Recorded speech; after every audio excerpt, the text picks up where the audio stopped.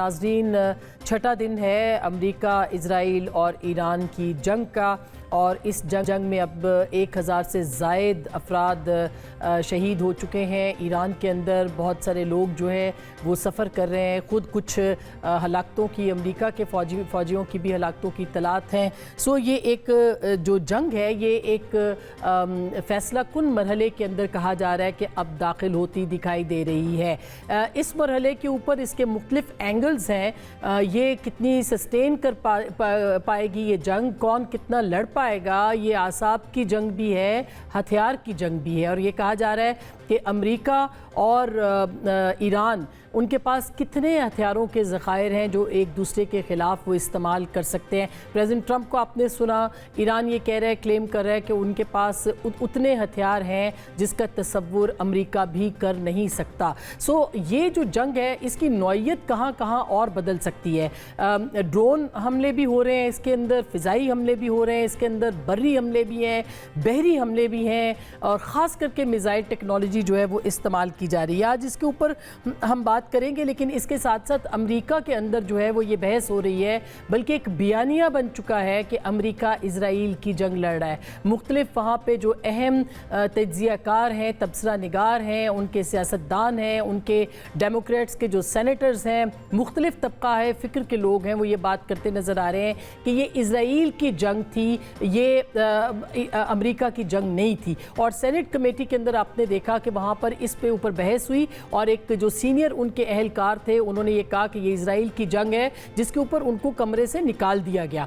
तो एक तरह से एक अमेरिका के अंदर ये अब बहस बहुत शद्दोमत के साथ हो रही है कि कितना ईरान के ख़िलाफ़ ये जो महाज है अमेरिका ने ये क्यों खोला है और इसके नताइज क्या निकलेंगे। ये भी मैं आपको बता दूँ कि बहुत इंटरेस्टिंगली अब इस जंग के अंदर मज़हब का अंसर जो है उसको शामिल किया गया है। और हम सुनते थे कि पाकिस्तान यानी मुसलमानों के हवाले से कि उनके यहाँ मज़हब का अंसर, उन पर इल्ज़ाम लगाया जाता था कि जी मुसलमान जो है वो मज़हब का अंसर लेते हैं। मगर अब गार्जियन की स्टोरी है, इतने बड़े अखबार की स्टोरी है कि ये अखबार लिख रहा है कि किस तरह से अमेरिका इस जंग के अंदर इसको एंड ऑफ टाइम्स यानी आखिरी वक्त की जंग जो है वो इसको करार दे रहा है, इसको सलीबी जंग से मंसूब कर रहा है। और पूरी एक गार्जियन की स्टोरी है जिसमें उन्होंने लिखा है कि इसको जवाब देने के लिए इस जंग को अमेरिकी फ़ौजी कमांडर्स जो हैं उनको इसमें शामिल करने के लिए आखिरी ज़माने एंड ऑफ टाइम की जो जंग है उसको बताया जा रहा है, और शिद्दत पसंद जो बयानिया है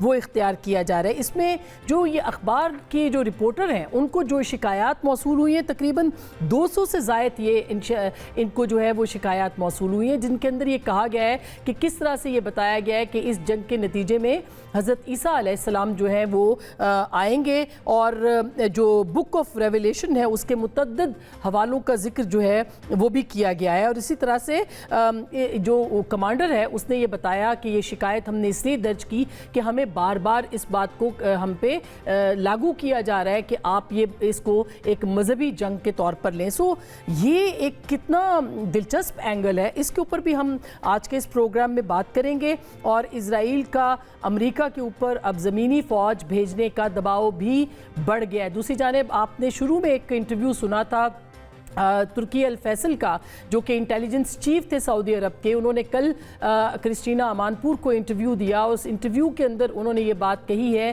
कि ये इजराइल की जंग है, ये अमेरिका की जंग नहीं है, और इजराइल अपने जो उसके जो इरादे हैं वो उन इरादों के तहत इस पूरे इलाके और खित्ते के ऊपर जो है वो जंग लागू करना चाहता है। सो बहुत दिलचस्प होगा देखना कि ये किस तरफ ये मामला जाएगा और अगले कितने घंटे इसके अंदर बहुत अहम है। हमारे साथ आज बहुत ज़बरदस्त पैनल मौजूद है। हमारे साथ मौजूद हैं जनाब air marshal retired Saeed Mohammad Khan साहब, बहुत शुक्रिया आपकी तशरीफ़ आवर का।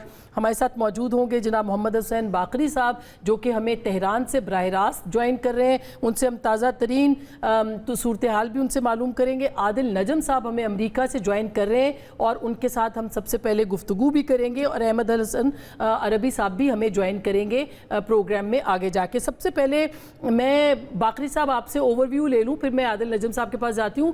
اس وقت تہران کی صورتحال کیا ہے اور وہاں پہ کتنے اٹیکس ہو چکے ہیں؟ کہا جا رہا ہے کہ 2000 سے زائد حملے ہوئے ہیں اور خود ایران نے بھی 1391 کے قریب جو ہے وہ ڈرون اٹیک کیے ہیں، 571 جو ہے وہ میزائل کے اٹیک کیے ہیں. تو کیا صورتحال ہے اس وقت؟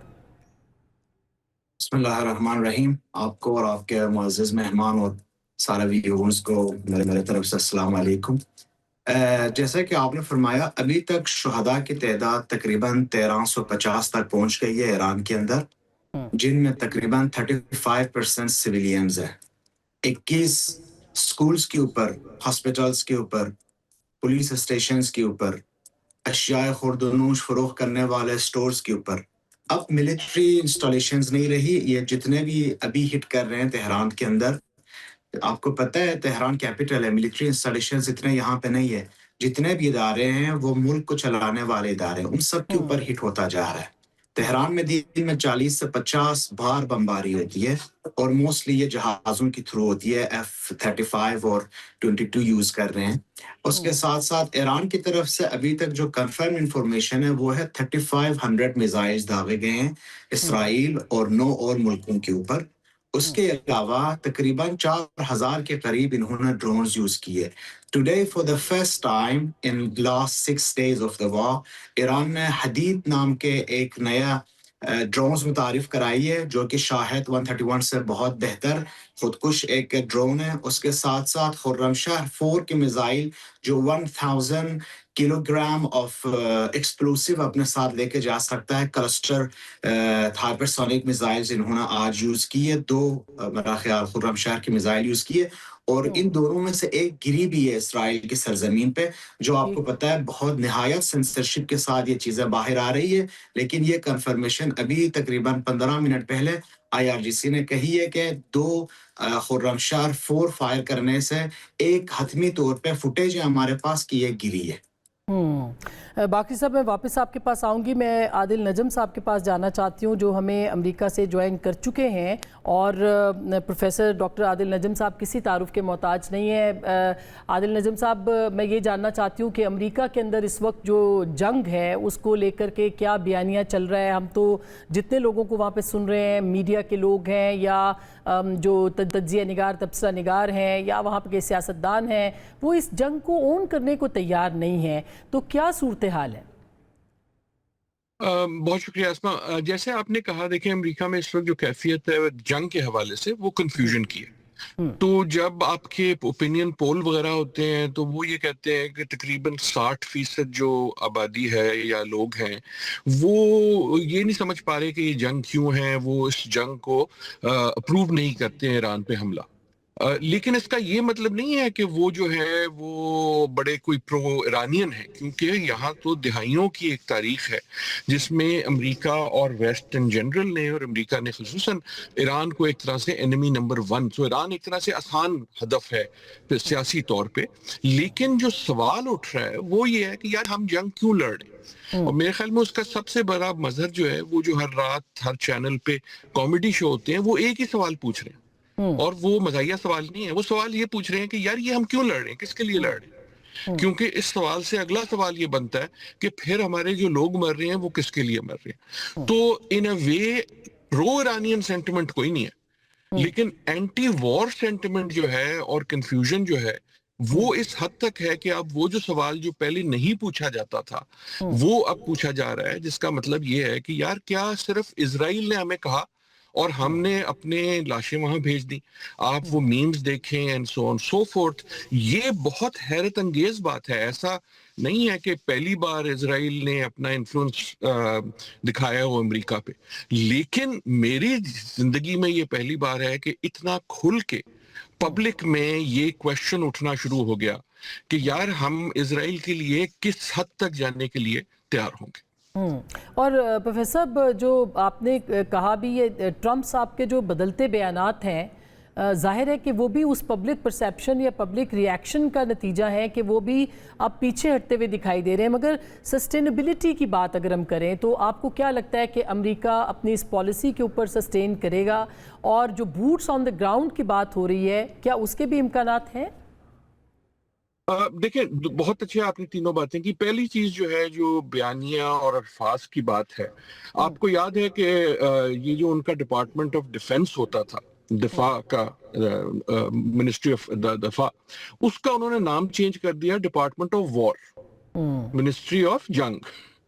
اور سو وہ جو ایک بیانیہ تھا نا کہ جناب میں امن کا صدر ہوں اور میں تو امن چاہتا ہوں, میں جنگیں نہیں کروں گا, یہ کلیئر ہو گیا تھا کہ اس کا مطلب یہ نہیں ہے کہ جنگ نہیں کروں گا, اس کا مطلب یہ تھا کہ میں فوجی بوٹس آن دا گراؤنڈ نہیں کروں گا. پچھلے 2 دن میں اگر آپ دیکھیں امریکن بیانیہ جو ہے ٹیلی ویژن وغیرہ پہ اسٹیٹمنٹس, اب ٹرمپ اور ان کے ساتھی کہہ رہے نہیں یار یہ تو جنگ ہے ہی نہیں, یہ وار نہیں ہے, یہ تو ایک آپریشن ہے. اور اس کا اہمیت اس کے کہنے کی یہ ہے کہ اگر آپ مان لیں کہ یہ وار ہے تو پھر آپ کو جواز دینا ہوتا ہے کہ کیوں ہے اور اس سے آپ نکلیں گے کیسے. سو کلیئرلی ایک سینس آ گئی ہے کہ یار ہم یہاں پھنس گئے ہیں, اور ہمارا جو ایک پولیٹیکل بیانیہ تھا کہ میں بڑا پیس کا پریزیڈنٹ ہوں, وہ بھی لگا جا رہا ہے, اور ساتھ ہمیں آن دا گراؤنڈ اس کی سکسیس نہیں مل رہی. آخری جو آپ نے بات کی, میری گزارش یہ ہے کہ آئی ڈو ناٹ تھنک کہ ٹرمپ صاحب چاہتے ہیں کہ بوٹس آن دا گراؤنڈ ہو. میرے خیال میں اس وقت ان کی خواہش یہ ہوگی کہ کسی طرح اس سے نکلیں, لیکن ان کے پاس نکلنے کا راستہ نہیں ہے. اور کئی بار بوٹ آف دا گراؤنڈ اس لیے نہیں ہوتے کہ آپ چاہتے ہیں, اس لیے ہوتے ہیں کہ آپ کے پاس کوئی اور چارہ نہیں رہ جاتا. سو اٹ کوڈ بی, لیکن میں یہ پیشنٹ نیگوشیشن کو نہیں کر رہا. میں یہ کہہ رہا ہوں کہ اس وقت کلیئر یہ ہے کہ ٹرمپ کے پاس ان کو یہ بھی نہیں سمجھ آ رہا کہ ہم نکلیں کیسے. ڈر اس میں یہ ہے کہ اگر آپ ان کا بیان بھی سنیں, ہیکسٹ صاحب کا بھی سنیں, تو دے کیپ سیئنگ کہ ابھی تو ہم نے کچھ کیا ہی نہیں ہے, ہمارے پاس وہ آپشن بھی ہے جس سے دنیا ہل جائے گی. And it may turn out کہ they might use such an option. I don't know وہ کیا آپشن ہوگا. کل ہم نے ایک بحری جہاز کا تباہ ہوتے ہوئے دیکھا, کون سی ایسی چیز ہوگی اگر انہوں نے اس سے نکلنا ہے تو he will have to do something very big, تاکہ اس کے بعد کہا جا سکے دیکھو اب ختم ہو گئی کیونکہ میں جیت گیا ہوں. کیونکہ جیت کے بیانیے کے بغیر نکلنا تو ایک بڑی طاقت کے لیے کبھی جو ہے وہ پاسبل نہیں ہوتا. اور کوئکلی پروفیسر صاحب, ابھی جو مذہبی رنگ دیا جا رہا ہے کہ یہ ایک صلیبی جنگ ہے, یہ حضرت عیسیٰ کی آمد سے پہلے کی جنگ ہے, اس کو آپ کس طرح سے دیکھتے ہیں؟ گارجین نے رپورٹ کیا, ظاہر ہے میں اور آپ بات کرتے تو شاید کوئی اور بات ہوتی, یہ جو رپورٹنگ ہو رہی ہے اس کی بنیاد پہ ہم بات کر رہے ہیں. جی دیکھیں, ایک تو فوگ آف وار جسے کہتے ہیں کہ رپورٹنگ بھی بہت ساری چیزیں ہوتی ہیں, جس کا مطلب یہ نہیں ہے کہ رپورٹنگ غلط ہے, لیکن بہت سارے لوگ بہت سی چیزیں کرتے ہیں. اس وقت جو کمانڈر ہوتا ہے وہ کیا کرتا ہے, جو مذہبی رنگ ہے ٹرمپ صاحب سے تو ابھی تک ہم نے نہیں سنا, لیکن جو ان کے آس پاس لوگ ہیں ان کا جو ورلڈ ویو ہے وہ یقیناً اسی قسم کا مذہبی ہے. یہ جو ہم نے کچھ عرصے پہلے جو امریکہ میں سفیر ہیں, جو اسرائیل میں سفیر ہیں امریکہ کے, ان کا جو انٹرویو تھا, who had himself been a presidential candidate, تو ٹرمپ کے سپورٹ بیس میں اور ان کے آس پاس ہیکسیت وغیرہ میں بہت سے ایسے لوگ ہیں جو اس کو ایک مذہبی رنگ دیتے ہیں. میری آسما اس میں گزارش یہ ہوگی کہ ہمارے لیے, خصوصاً پاکستان کے لیے, جو اہم جنگ صرف وہ نہیں ہے جو گولیاں چل رہی ہیں تہران پہ, جنگ وہ بھی ہے کہ جو خطے میں ہو رہا ہے.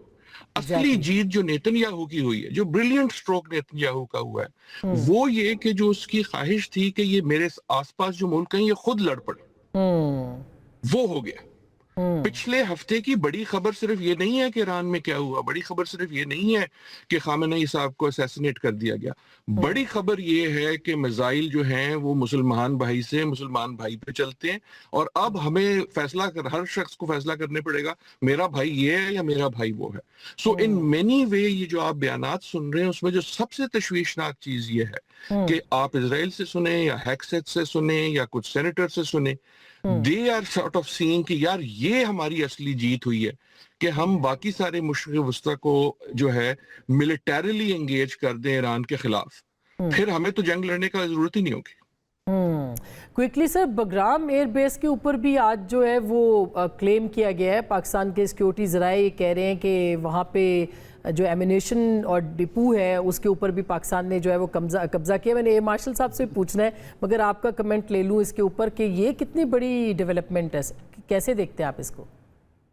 دیکھیں ملیٹریلی تو آپ کے دوسرے مہمان جو ہیں وہ مجھ سے کہیں زیادہ اس پہ تبصرہ بھی کر سکتے ہیں, ان کے پاس نالج بھی ہوگی, میرے پاس نہیں ہے. لیکن میری صرف گزارش یہ ہے کہ جو میں نے اس سے پہلے بات کی, یہ وقت مسلمان ملکوں کو آپس میں کسی طرح مل بیٹھنے کا ہے.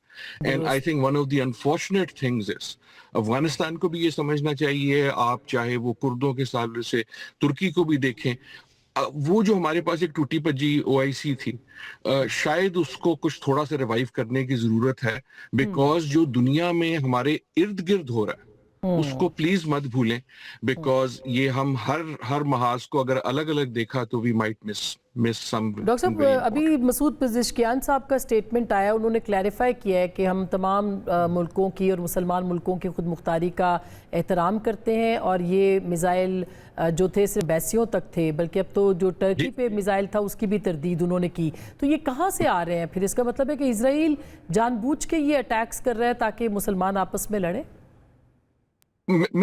پتہ مجھے نہیں پتا کہ اٹیک کر رہا ہے یا نہیں, لیکن اس کی خواہش تو یہی ہے کہ آپس میں لڑیں. وہ تو بڑی آبویس ہے, وہ تو 60 سال سے وہ کہہ چکے ہیں, اس میں کوئی نئی بات نہیں ہے. دیکھیں نا, اور اسرائیل کی طرف سے آپ کو سمجھ بھی آتا ہے, ان کی تاریخ تو یہ ہے کہ یار ان کی فیلنگ یہ ہے کہ ہم چھوٹا سا ملک ہے, ہمارے ارد گرد سارے ہمارے دشمن ہیں اور یہ سارے مل کے ہم پہ پڑ جائیں گے. اس لیے حل صرف یہ ہے کہ ان ساروں کو آپس میں لڑائے رکھو تاکہ یہ ہم پہ جو ہے تھریٹ نہ ہو. So I think it is very obvious اس کو توڑنے کی جو خواہش ہے اسرائیل میں, میں کنسپریسی کا مجھے نہیں پتا, لیکن خواہش تو بالکل آبویس ہے. And that is why I keep saying کہ دوسری طرف ایک خواہش ہونی چاہیے. میں یہ وہ اسلام امہ کی بات نہیں کر رہا, میں یہ بات کر رہا ہوں کہ آپ کے پاس ایک کامن تھریٹ آپ کو نظر آ رہی ہے. بالکل, اور آپ نے اس کا ذکر کیا کردوں کے حوالے سے بھی یہی بات ہے کہ اگر آپ کردوں کو استعمال کریں گے تو اس کا ٹرکی پہ کیا اثر ہوگا, and so on so forth. یہ ایک مشکل وقت ہے, اس پہ خیال رکھنے کی بات ہے. جی, بہت بہت شکریہ ڈاکٹر عادل نجم صاحب, آپ نے ہمیں وقت دیا اور بہت زبردست ہمیشہ تجزیہ ان کا آتا ہے. ماشا صاحب, یہ جو بات ابھی پروفیسر صاحب نے کی, اس کو اگر آگے بڑھائیں تو یہ جو اٹیکس ہو رہے ہیں اس وقت مختلف ملکوں کے اوپر, اور تردید بھی ایران نے کی ہے, 2-4 اٹیکس کی تو انہوں نے کی بھی ہے, تو یہ آپ کو لگتا ہے کہ ایک باقاعدہ سازش ہے جو کہ جس کا ابھی نشاندہی جس کی ڈاکٹر عادل نجم بھی کر رہے تھے؟ بالکل اسما, پہلے تو آپ کا شکریہ کہ آپ نے آج انوائٹ کیا. دیکھیے, اب تو یہ 24 آورز سے یہ چیز کنفرم ہو چکی ہے کہ جو سعودی عربیہ اور قطر پہ جو اٹیک تھے وہ ایران نے نہیں کیے تھے, بلکہ وہ اسرائیل کی طرف سے کیے گئے تھے. کیونکہ ریاض میں ایک 5-6 بندے بھی پکڑے گئے ہیں جنہوں نے کنفیس کر لیا ہے کہ جی کہ ہمیں ڈیٹیل کیا گیا تھا موساد کی طرف سے یہ اٹیکس کرنے کے لیے. سو اس کے بارے میں تو اب میرے خیال سعودی اور قطری کیپٹل میں کوئی کنفیوژن نہیں ہے کہ یہ جو اٹیکس ہوئے تھے یہ کس طرف سے ہوئے تھے. دیکھیے اسما, جب قومیں جنگ لڑتی ہیں, ٹھیک ہے نا, تو بہت ضروری ہوتا ہے کہ عوام اور فوج ایک پیج کے اوپر, بالکل ٹھیک ہے نا. اس وقت لگ رہا ہے کہ امریکہ میں جو امریکہ کی وار آف نیریٹیوز ہے یا وار آف پرسیپشن ہے, وہ امریکہ لوز کرتا چلا جا رہا ہے. ٹھیک ہے, ملیٹریلی اس وقت دنیا کی بہترین ایئر فورسز, جو دنیا کی بہترین ایئر فورسز ہیں, وہ ایران کے اوپر اٹیک کر رہی ہیں. لیکن انفارچونیٹلی پریزیڈنٹ ٹرمپ اور پرائم منسٹر نیتن یاہو دونوں جو ہیں اپنے اپنے ممالک میں اس جنگ کو بیچنے میں ناکام رہے ہیں. اس لیے وہ ڈفرنٹ ریزنز ڈھونڈ رہے ہیں. کبھی کہتے ہیں کہ جی کہ ایران ہم پر پہلے اٹیک کرنے والا تھا تو ہم نے پری ایمپٹیو اٹیک کر دیا, ٹھیک ہے نا. کبھی اب وہ ریلیجن, جس طرح آپ نے کہا, وہ ریلیجن کو بیچ میں لے کر آ رہے ہیں, اب وہ اس کو اسلام اور یہود اور ہنود کی جنگ بنانا چاہ رہے ہیں, ٹھیک ہے نا. But they are just trying to find a reason, ٹھیک ہے نا, کہ جو ان کی عوام میں بک جائے, ٹھیک ہے نا. جب آپ کو لگتا ہے کہ امریکہ پھنس گیا ہے, اب وہ اس میں سے نکلنے کی کوشش, جیسے بھی ڈاکٹر صاحب نے کہا, وہ کوشش کرے گا نکلنے کی, لیکن آسان تو نہیں ہوگا اب نکلنا. جی, اب جو ہے نا اب وار آف نروز ہے کہ کون کتنا بیٹنگ لے سکتا ہے, ٹھیک ہے نا. امریکہ تو بیٹنگ نہیں لے رہا, لیکن اسرائیل بیٹنگ لے رہے ہیں. کیا جب ابھی آپ نے دیکھا آج خرم شہر جو ان کا میڈیم رینج بیلسٹک میزائل ہے اس کو بھی انہوں نے انٹروڈیوس کر دیا ہے. انہوں نے حدید ڈرون کو بھی انٹروڈیوس کر دیا ہے. اب نو یہ نئی ٹیکنالوجیز ہیں, یہ جیسے جو حدید ہے یہ 2017 کی ٹیکنالوجی ہے, ٹھیک ہے نا. سو اب جیسے جیسے یہ نئے میزائلز اور ڈرونز آئیں گے, ڈسٹرکشن اسرائیل میں بڑھتی چلی جائے گی.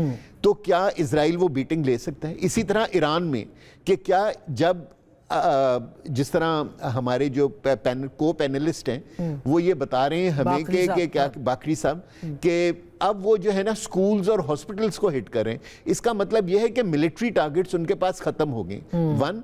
दूसरा वो साइकोलॉजिकल वॉरफेयर की डोमेन में चले गए कि अगर हम इनके बच्चों को मारेंगे, अगर हम इनके बुजुर्गों को मारेंगे तो शायद इनमें लड़ने का जज्बा खत्म हो जाए, जैसे गाजा में हुआ है पहले इससे। लेकिन मेरे ख्याल में ये जंग एक गलत सिमत में अब जा रही है। अमेरिका और इजराइल दोनों को अंदाज़ा नहीं था कि ईरान इतना डट के उनका मुकाबला करेगा, और अब जो है ईरान जो है वो ये चाह रहा है कि एक जंग फैल जाए, जो कि फैल जाएगी अगर लंबी चली, यानी कि लंबी हुई। दूसरा ये है कि उन्होंने बहुत सेंसिबली एक चीज़ की है कि उन्होंने डिप्लोमेटिकली वो जो कंट्रीज थी जिनमें वो अमेरिकन बेसिस को अटैक कर रहे थे उनके साथ अपना डिप्लोमेटिक चैनल खुला रखा है, और उनको ये बताया कि हम आपके सिविलियन टारगेट्स को हिट नहीं कर रहे, हम सिर्फ उस जगह को हिट कर रहे हैं जहां अमेरिकन ट्रूप्स या एसेट्स हैं। बिल्कुल। अच्छा, इसका ये होगा कि जब जंग लंबी खिंचेगी तो ये जो गल्फ कंट्रीज है ना, इनकी दोनों चीजें इफेक्ट होंगी। एक इनकी प्रोड्यूस एज LNG और oil, and number 2 is there economy which is primarily based on tourism. जी, तो वो दोनों को हिट होंगी, तो प्रेशर उनकी तरफ से अमेरिका के ऊपर आएगा कि जंग को अब खत्म करें। अच्छा, अब